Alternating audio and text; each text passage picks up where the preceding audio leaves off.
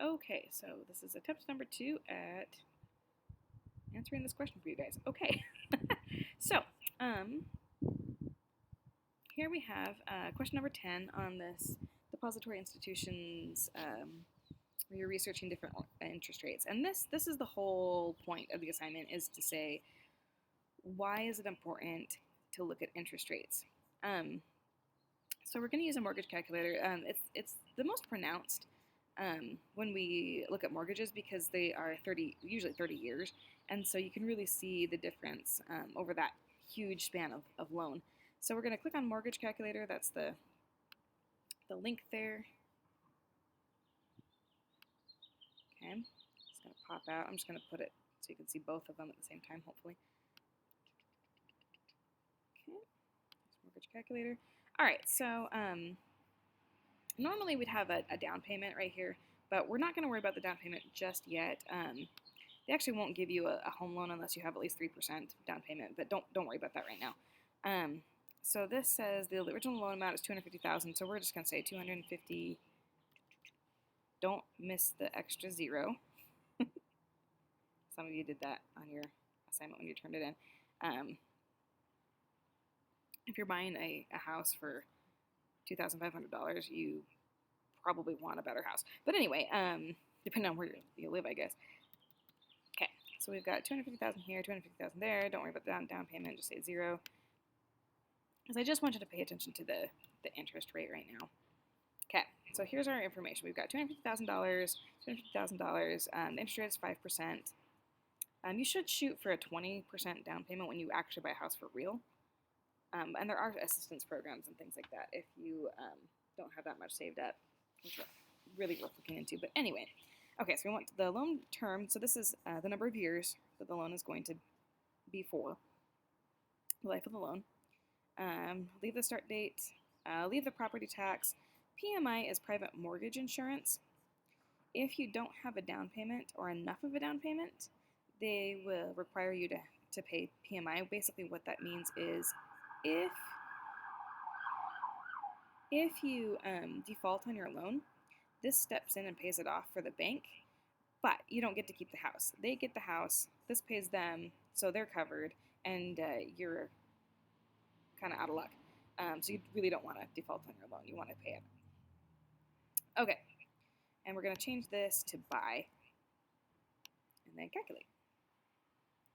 Okay, so this graph here is showing you basically what the loan is doing, what you're paying for in each payment.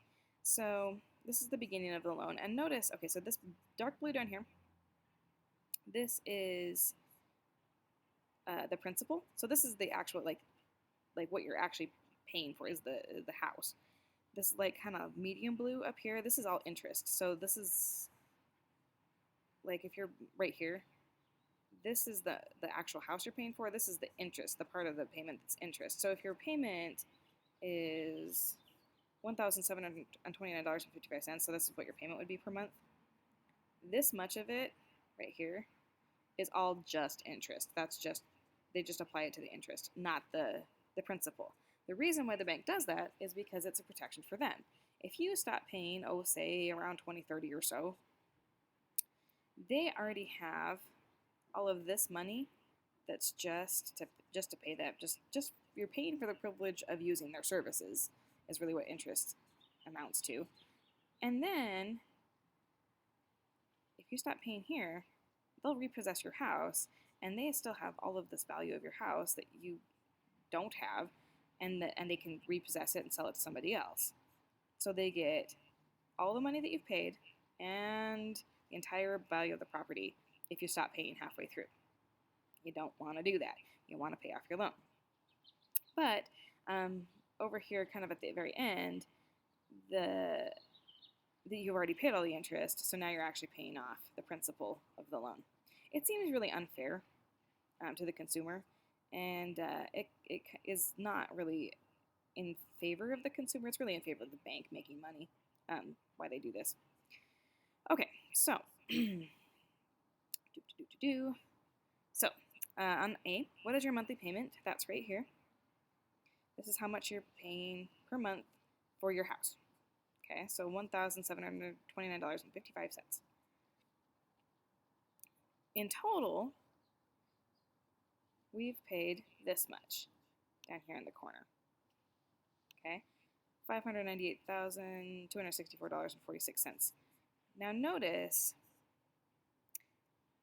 we bought the house for $250,000, right? So we've paid we've over $500,000 for it. Well, it's because we've paid a lot of interest over 30 years. And this is really, really how it works. When you buy a house, you actually end up paying about double what the price of the house is in interest and the principal put together. Okay, so how much so that's answer B. And then how much interest did you pay is up here. Okay, so it's $233,139.46 is just the interest that you've paid. So almost as much as the price of the house. Okay, so now we're going to change it to 6%. So go up here to interest rate, leave everything else exactly the same, and put 6% and calculate. Okay, there's our graph again. You can see the dark blue is a little bit smaller in the beginning. It raised our monthly payment to $1,886.38. So that goes there. Well, actually, you take this amount, $1,886.38, and subtract A up here, and that's how much more you've paid. Then how much more in total do you pay? Well, look down here. $656,074.64. So take this, subtract B up here, and that's how much more you've paid. It's almost $100,000 more. I don't know about you guys, but I could do a lot with $100,000. So if you're thinking, man, this assignment is really tedious, it is. But if you shop around and if you can find a loan at just 1% better, you can save yourself $100,000. So is it worth 40 minutes to shop around for a loan? Absolutely. Absolutely. And then how much more interest did you pay? Total interest is right here again. So take this, subtract the interest on 10C, and that's the answer to 11C. Okay. Now, that's the importance of shopping around for interest. Let's talk about time. The less time you're paying for a loan, the less you're going to pay for it. So conventionally or traditionally, we have 30-year loans and 15-year loans for houses. So we're going to change this back to 5%. We're going to put in 15 years instead of 30 years. Calculate. See, the graph looks a lot different, right? Because there's there's half the number of years involved. Now, the payment goes up a lot, right? That's pretty significant. If you can afford it, though, it's worth it. Let me show you why.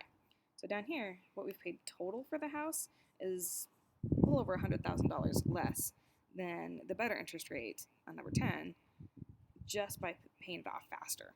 Okay, so again, what could you do with $100,000? I could do a whole lot. So it's worth it if you can do it. So why is it important to shop around for the best interest rate? Well, you guys tell me.